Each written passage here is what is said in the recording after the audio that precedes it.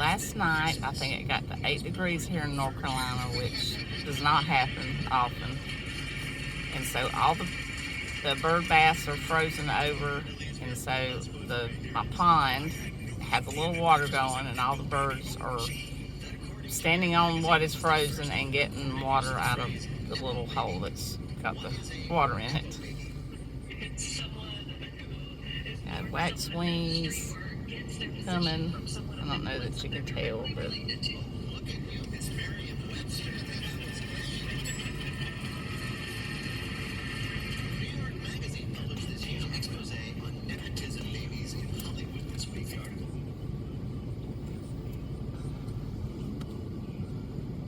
back up there. He's up on the water.